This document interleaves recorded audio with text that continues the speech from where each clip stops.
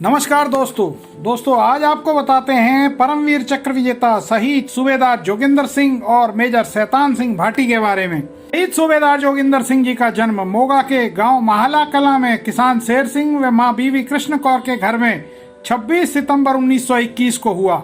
28 सितंबर 1936 को वे सिख रेजिमेंट में एक सिपाही के रूप में भर्ती हो गए थे। जोगिंदर सिंह ब्रिटिश भारतीय सेना के लिए बर्मा जैसे मोर्चों पर भी लड़े। भारत के आजाद होने के बाद भारतीय सेना में शामिल होते हुए उन्होंने सन 1948 में कश्मीर में पाकिस्तानी सेना व कबाइलियों का मुकाबला करने वाली सिख रेजिमेंट में रहते हुए हिस्सा लिया। अगस्त 1962 में चीन की पीपुल्स लिबरेशन आर्मी के भारत पर हमला कर दिया।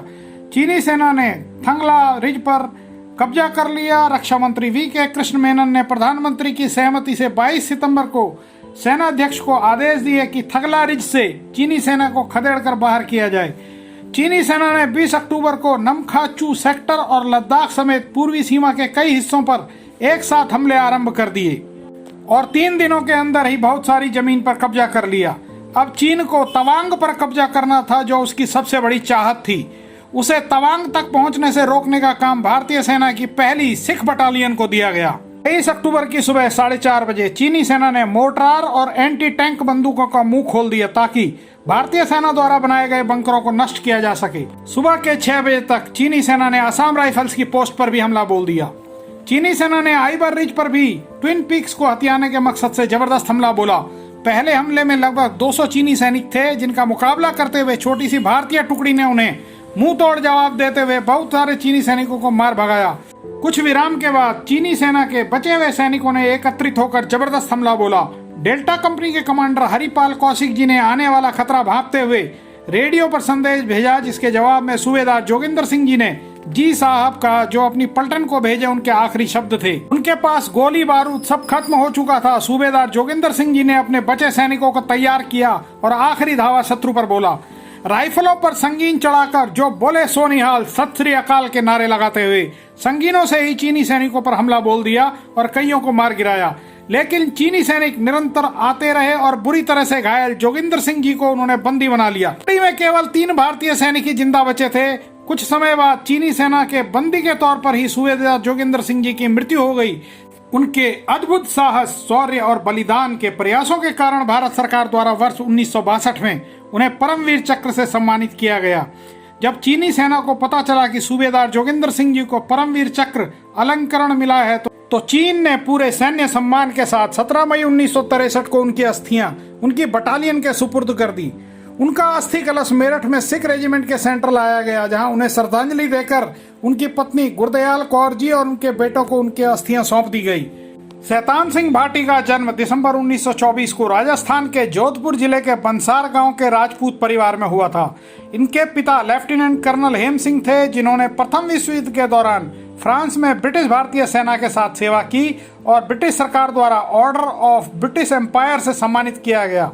मेजर शैतान सिंह स्नातक की स्तर की पढ़ाई पूरी करने के बाद जोधपुर राज्य बल में शामिल हो गए। जोधपुर रियासत का भारत में विलय होने के बाद उन्हें कुमाऊं रेजिमेंट में स्थानांतरित कर दिया गया। उन्होंने नागा हिल्स ऑपरेशन तथा 1961 में गोवा के भारत में विलय होने के ऑपरेशनों में भी हिस्सा लिया था। कुमाऊं रेजिमेंट की 13वीं बटालियन को 1962 में भारत चीन युद्ध के दौरान चुशुल सेक्टर में तैनात किया गया था। मेजर सिंह की कमान के तहत सी कंपनी रेजांग ला में एक पोस्ट पर तैनात थी। 18 नवंबर 1962 की सुबह 500 चीनी सैनिकों ने लद्दाख क्षेत्र पर हमला बोल दिया। 17,000 फीट की ऊंचाई पर अभी तक धुंधलका पसरा हुआ था, तभी चीन की तरफ से हलचल हुई। भारतीय सैनिक रेजांग पास पर बनी पोस्ट पर 120 जवान तैनात थे। उनके पास 300 से 400 राउंड गोलियां और सीमित मात्रा में ही हथगोले भी थे। बंदूकें भी एक बार में केवल एक ही फायर करती थी। मेजर शैतान सिंह ने सीनियर अधिकारियों से बात की और मदद मांगी। सीनियर अफसरों ने कहा, अभी तुरंत मदद नहीं भेजी जा सकती, आप चौकी छोड़कर पीछे हट जाएं। उन्होंने अपनी टुकड़ी के जवानों से कहा, अगर कोई पीछे हटना चाहता है तो हट जाए, लेकिन मैं लड़ूंगा। इस तरह पूरी टुकड़ी वतन पर मर मिटने के लिए तैयार हो गई। टुकड़ी ने अपने मेजर के फैसले पर भरोसा दिखाया। चीनी सैनिकों की तरफ से जबरदस्त हमला शुरू हो गया और उनकी टुकड़ियों की संख्या भी बढ़ गई। चीनी सेना द्वारा मोर्टारों से हमला किया गया, जिसका भारतीय जवानों ने मुंह तोड़ जवाब दिया। सामने से किए गए हमले में असफल होने के बाद 400 चीनी सैनिकों ने पीछे से भी हमला कर दिया। भारतीय 120 सैनिक चीनी सैनिकों से लड़ते रहे। 10-10 चीनी सैनिकों से एक भारतीय जवान ने लोहा लिया। ज्यादातर जवान शहीद हो गए और कई बुरी तरह से घायल। मेजर सिंह भी बुरी तरह से घायल थे, उनके हाथों में भी गोलियां लगी थी। 2 सैनिक घायल होकर मेजर को बचाते हुए एक बर्फीली चट्टान के पीछे ले गए।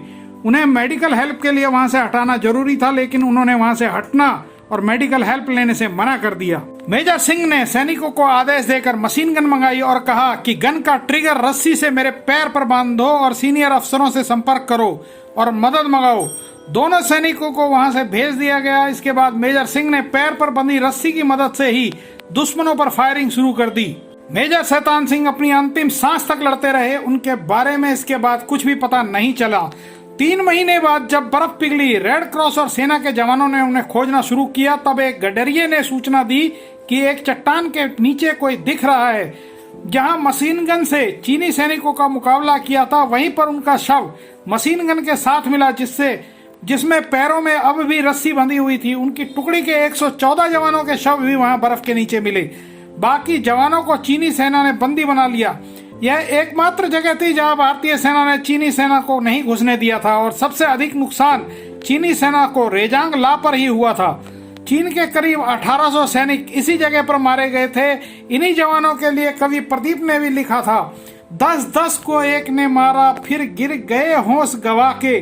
जब अंत समय आया तो कह गए कि हम चलते हैं, खुश रहना देश के प्यारो, अब हम तो सफर करते हैं। उनके इस शौर्य और साहस को देखते हुए भारत सरकार ने वर्ष 1963 में उन्हें मरणोपरांत परमवीर चक्र से सम्मानित किया। मेजर शैतान सिंह भाटी, जो मरने तक, अंतिम सांस तक अपने पैर से मशीन गन चलाते रहे। धन्य हैं शहीद सूबेदार जोगिंदर सिंह और मेजर शैतान सिंह भाटी। उन्हें दिल से नमन है ऐसे वीरों को। जय हिंद की सेना। अगर आपको वीडियो में दी गई जानकारी अच्छी लगी हो तो वीडियो को लाइक करें और चैनल को सब्सक्राइब करें। साथ ही बेल आइकन की घंटी प्रेस करें, जिससे आप हमारी कोई भी वीडियो मिस न कर सके। धन्यवाद। नमस्कार।